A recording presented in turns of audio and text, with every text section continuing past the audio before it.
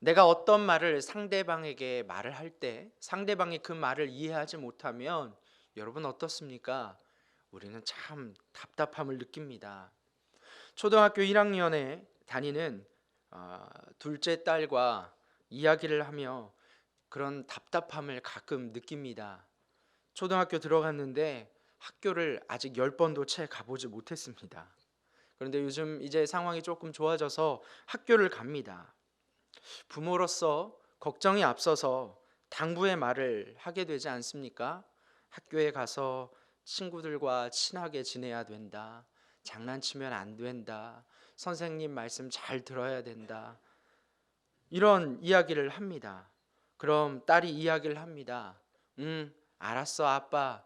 그런데 오늘 점심은 뭐가 나올까? 엄마, 오늘 몇 시에 데리러 올 거야? 아빠의 걱정은 저 멀리 던져버리고 오직 자신의 이야기만 하고 있습니다. 그러니 여러분, 제가 얼마나 걱정이 되겠습니까? 답답함을 느낄 때도 있습니다. 저는 오늘 이 맹인이 예수님을 만나 눈을 뜬 내용인 이 구장에 앞서서 이 요한복음 7장과 8장의 이야기를 묵상할 때마다 마치 제 딸과 이야기하면서 느꼈던 그러한 답답함을 느낍니다. 마치 이 고구마를 먹을 때 물과 동침이 없이 고구마 두세 개를 먹은 듯한 그런 답답함, 조금 이해가 가십니까? 정말 답답하다는 거죠. 우리가 앞서 7장과 8장의 이 배경에서 예수님의 이 모든 사건은 초막절 명절에 있다는 것을 우리는 말씀을 통해 확인했습니다. 거기에는 아주 중요한 세 가지 초점이 있습니다. 첫 번째는 바로 물의 축제라는 것이죠. 축제 기간 실로암 연못에 물을 길어다가 성전 제단에 붓습니다. 내년에도 비를 많이 주셔서 물을 많이 주셔서 농사를 잘 짓게 해달라는 그런 기후제의 성격이죠. 그 축제 한복판에서 예수님은 무엇이라 선포하십니까? 예수님은 자신이 바로 생수의 강물이라 선언하셨습니다. 두 번째 초점은 바로 불의 축제, 바로 빛의 축제입니다. 축제 기간 성전의 유대인의 이 뜰 네 귀퉁이에 큰 황금 등잔을 설치합니다. 그리고 불을 밝혀서 예루살렘 도시 전체가 아주 환하게 밝힙니다. 바로 그 축제 한복판에서 예수님은 뭐라고 선포하셨습니까? 내가 예루살렘만이 아닌 이 온 세상의 빛이다 말씀하십니다. 그리고 세 번째 초점은 바로 자유입니다. 진리를 알지니 진리가 너희를 자유케 하리라. 하나님과 예수님이 하나라는 사실, 그것이 바로 진리이고 그 진리가 우리를 죄와 사망에서 진정한 자유를 허락한다는 것, 바로 그것이 그 사실을 주님께서는 선포하신 것입니다. 이때 유대의 종교 지도자들과 유대인들의 반응은 무엇입니까? 예수님의 말씀을 경험했습니다. 아니, 그에 앞서서 많은 유대인들은 오병이어의 기적을 통해 예수님의 놀라운 사건을 경험했습니다. 그리고 예수님의 말씀을 들었습니다. 그러나 그들은 예수님을 오히려 질책하고 책잡아서 예수님을 고발할 거리를 찾습니다. 그러한 본문을 읽을 때마다 저는 참 답답함을 느낍니다. 기적을 경험했고 그것으로 끝난 것이 아니라 예수 그리스도의 그 말씀까지 들었지만 그들의 생각은 전혀 바뀌지 않았다라는 것입니다. 예전에 주일에 교회를 가게 되면 어렸을 적에 주일 학교를 다닐 때 이 출애굽기의 말씀을 볼 때마다 이런 답답함을 느꼈습니다. 하나님께서 이 이스라엘 백성들을 긍휼히 여기셔서 그들을 출애굽시키시고 먹이시고 지키시고 함께 하셨던 그 매일매일의 삶 속에서 여러분 어떻습니까? 이스라엘 백성들은 늘 원망합니다. 물이 없다, 먹을 것이 없다, 늘 침입을 당하고 있다, 불안하다, 걱정된다.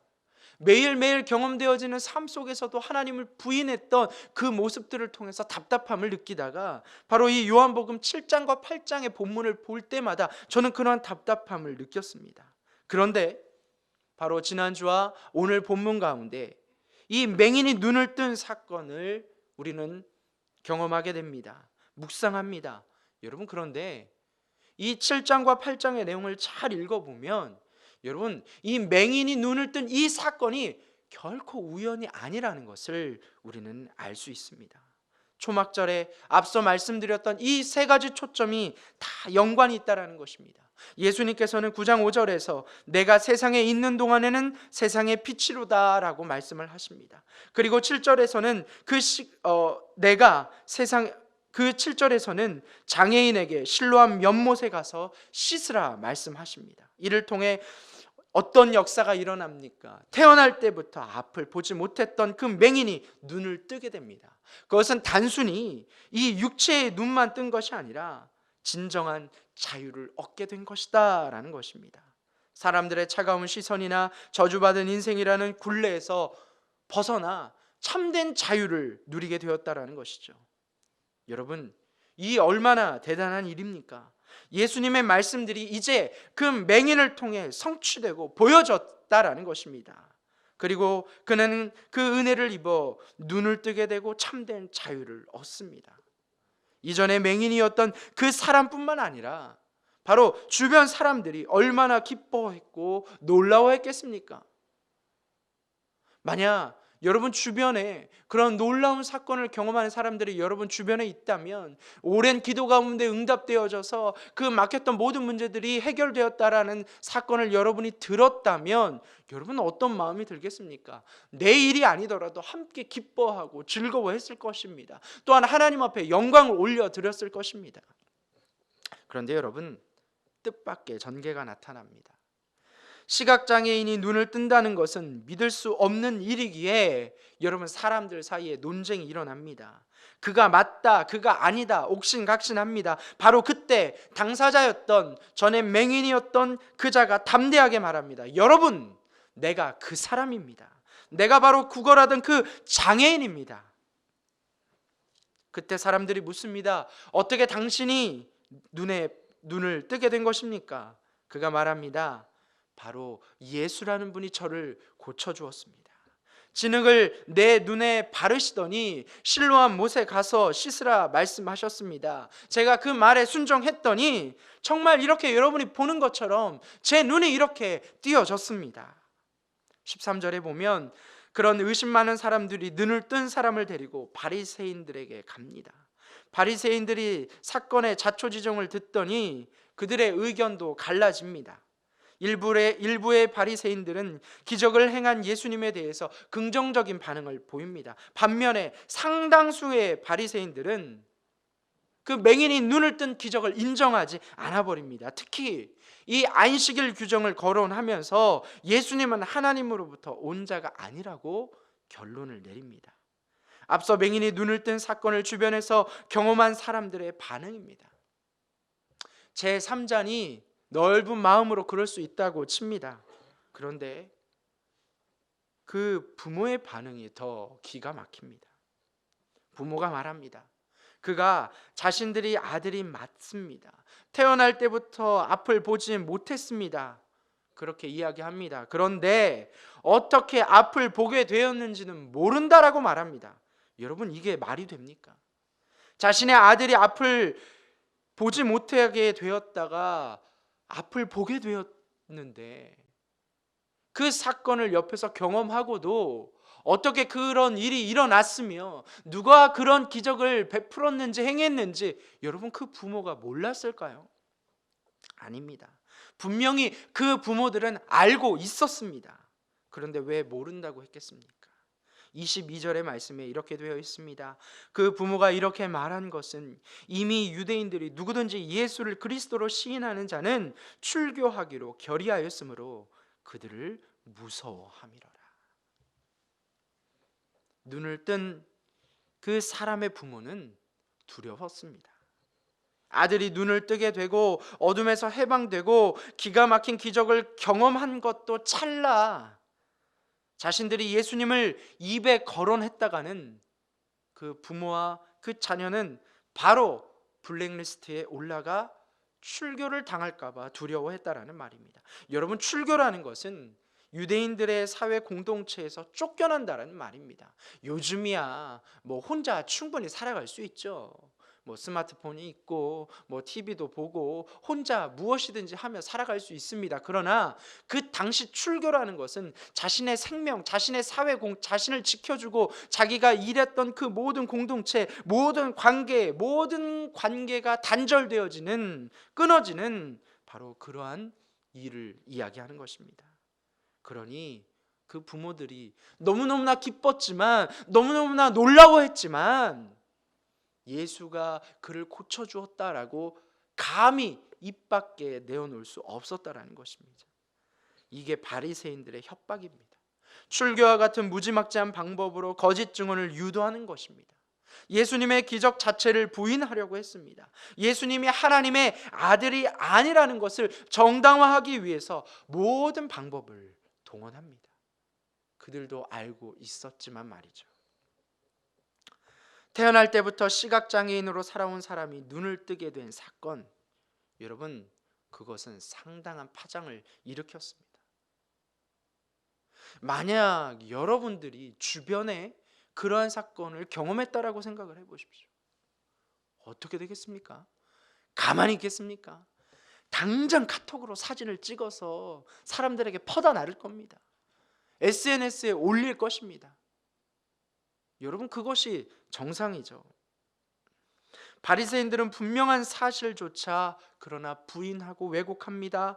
출교라는 극단적인 방법을 동원하여 사람을 협박합니다. 눈을 뜬 사람의 부모는 사실을 알고 있습니다. 진리를 알고 있습니다. 예수라는 사람이 자신의 아들을 고쳤고 바로 그 예수는 하나님의 아들이다. 분명히 그 부모는 알고 있었을 것입니다. 그러나 출교의 두려움 때문에 그 부모들은 적당히 타협을 합니다.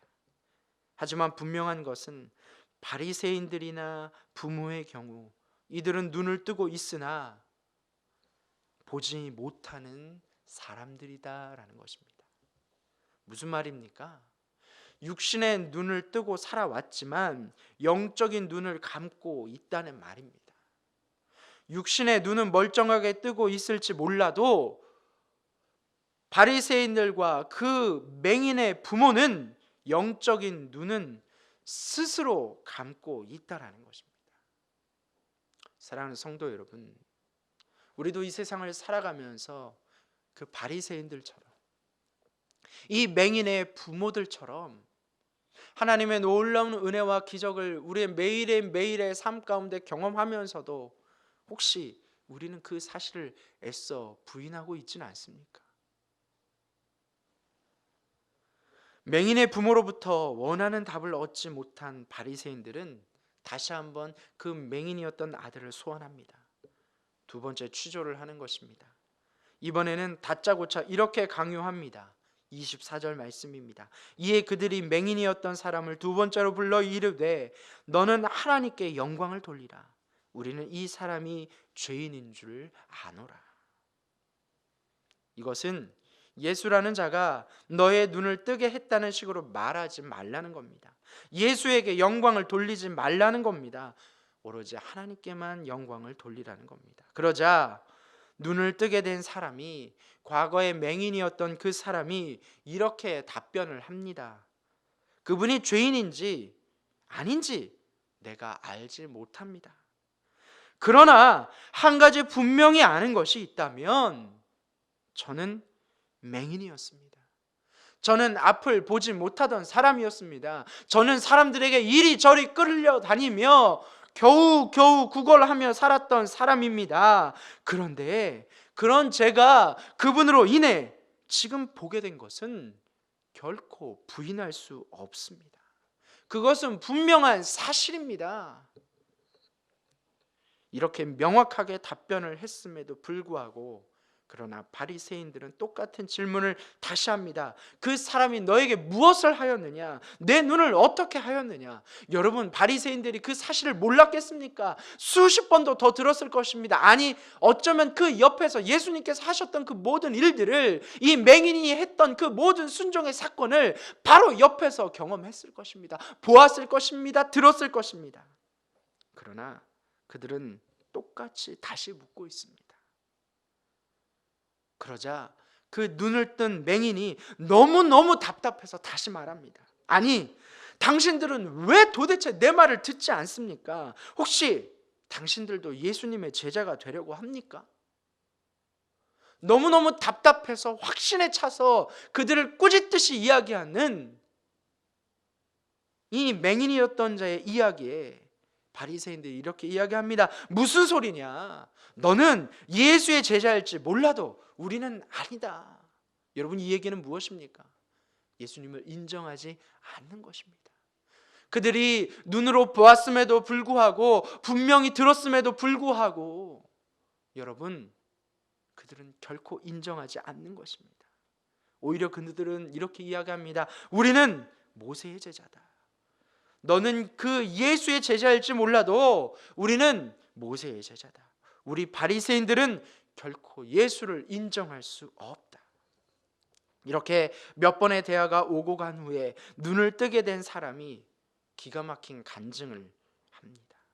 32절과 33절 말씀입니다. 창세 이후에 맹인으로 난 자의 눈을 뜨게 하였다함을 듣지 못하였으니 이 사람이 하나님께로부터 오지 아니하였으면 아무 일도 할 수 없으리이다. 여러분, 이것이 무엇입니까? 예수님을 만난 인생의 변화입니다. 그전에는 남들이 자기 욕을 하고 자기 이야기를 하고 그 죄가 어디서부터 왔느냐라고 그 앞에서 이야기하는 것을 들어도 아무 반응을 할 수 없고 다른 사람들의 손에 이끌려 억지로 다니면서 자의반 타의반 구걸하며 살아갈 수밖에 없었던, 그렇게 자신 없던, 그렇게 인생의 모든 것을, 모든 추락을 경험한 그 사람의 놀라운 변화가 일어났다라는 것입니다. 용기입니다. 자신의 부모들은 출교 당할까봐 그 사건을 옆에서 경험하고 들었음에도 불구하고 출교 당할까봐 부인했지만 자신은 그것을 경험했습니다. 그 말씀을 들었습니다. 순종했습니다. 그러자 놀라운 사건을 경험했습니다. 그렇기 때문에 이 맹인은, 전에 맹인이었던 이 사람은 그것을 부인할 수 없었다는 것입니다. 용기입니다. 바리새인들이 출교시킨다고 해도, 수없이 질문을 해도 그는 두려워하지 않습니다. 오로지 진리의 눈을 뜨고 담대하게 선포합니다. 하나님으로부터 오지 않고서는 결코 내게 일어난 일, 앞을 보지 못하던 자가 눈을 뜨게 되는 일을 할 수 없습니다. 그런데 어찌 당신들은 그걸 모릅니까? 예수님을 만나 눈을 뜨게 된 이 사람은 단순히 육체의 눈을 떴을 뿐만 아니라 진리를 보는 눈도 함께 뜨게 되었다라는 것입니다. 사랑하는 성도 여러분, 같은 일을 경험하고 같은 일을 보았음에도 불구하고 왜 이런 차이가 일어납니까? 왜 예수님을 인정하지 못합니까? 왜 예수님이 하나님의 아들이시자 그리스도이시자 메시아이심을 인정하지 못하는 것입니까? 사랑하는 성도 여러분, 지금 우리에게도 바로 이러한 맹인의 눈이 필요합니다. 아니, 어찌 보지 못하는 사람의 눈이 필요하다라는 것입니까? 육신의 눈을 이야기하는 것이 아닙니다. 단순히 우리가 가지고 있는, 우리가 지금 뜨고 있는 이 두 눈을 이야기하는 것이 아닙니다. 이 세상을 정의롭고 공정하게 하도록 바라보는 눈도 필요합니다. 여러 가지 눈도 필요합니다. 그런데 여러분, 우리에게 가장 필요한 눈이 무엇일까요? 무엇이겠습니까? 바로 절망 가운데 하나님을 바라보는 눈이 필요합니다. 어두움 가운데 하나님을 바라보는 눈이 필요합니다. 이젠 아무런 소망이 없는 것 같은 그곳에서 예수님의 은혜를 바라볼 수 있는 눈이 필요하다라는 것입니다. 시각장애인으로 태어난 사람 안에서 일하시는 그 하나님을 보는 눈, 아무 소망이 없고 우리가 무시하고 천대했던 그러한 사람들 가운데 일어났던 하나님의 역사를 볼 수 있는 눈, 여러분, 우리에게는 바로 그러한 눈이 필요하다라는 것입니다. 비단 그것이 우리의 주변을 바라볼 때만 필요한 눈일까요? 내 삶을 바라볼 때도 마찬가지입니다. 여러분, 우리 가운데 이러한 눈으로 우리의 삶을 바라보지 않으면 우리는 늘 불평, 불만만 가득할 뿐입니다. 아까 제가 서두에서 말씀드렸던 것처럼 매일매일 그 출애굽의 사건 가운데 하나님을 경험했지만, 놀라운 기적을 경험했지만, 하나님의 말씀을 늘 가까이 대면했지만, 심지어 하나님의 임재가 경험하는 것을 그들의 진 가운데 바라보았던 그 출애굽했던 이스라엘 백성들이 늘 하나님 앞에 불평했던 이유가 바로 이것입니다. 그들의 삶 가운데 늘 하나님을 경험했지만 그것을 진정 바라보는 영적인 눈이 감겨 있었기 때문입니다. 우리의 삶도 마찬가지입니다. 이 코로나 때문에 힘들어하고 아파하고 모든 관계가 깨지고 모든 소망이 없어지는 것 같은 그러한 삶을 여러분 살아가고 있지 않습니까? 여러분의 가게와 여러분의 기업이, 여러분의 일터가 위험에 처해 있지는 않습니까? 혹은 여러분이 아는 사람이, 여러분의 친척이, 여러분의 가족이 그 병으로 인해, 몹쓸 병으로 인해 어려움을 당하고 있지 않습니까? 모든 소망이 끊겨진 것 같습니다. 모든 희망이 사라진 것 같습니다. 그러나 사랑하는 성도 여러분, 하나님께서 우리의 의미 없는 삶 가운데, 우리의 연약해진 육신 가운데, 그 가운데서 일하시는 하나님을 바라보실 수 있기를 주의 이름으로 간절히 축복합니다.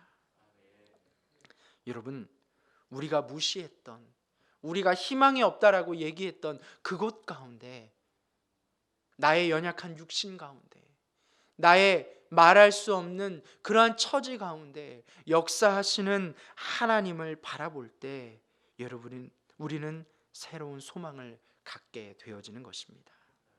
그렇다면 여러분은 어떤 삶을 사시겠습니까? 그러한 삶 가운데 좌절하고 낭망하고 희망을 얘기할 수 없는 그 상황에서 여러분 절망하시겠습니까? 아닙니다.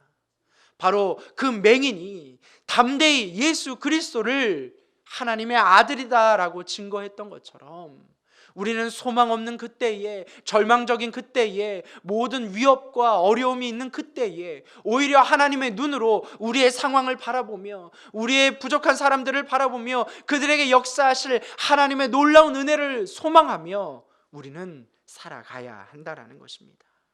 육체의 눈은 떴으나 진리의 눈을 감아버릴 때 우리는 절망하게 되어집니다. 하나님의 역사가 일어남에도 불구하고 우리는 그것을 경험하지 못하게 되는 것입니다.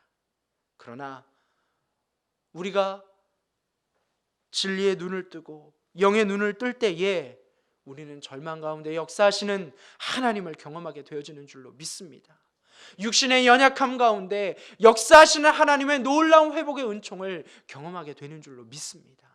사랑하는 성도 여러분, 육체의 눈은 비록 감겨 있지만 진리의 눈을, 영의 눈을 뜨실 수 있기를 주의 이름으로 간절히 축복합니다.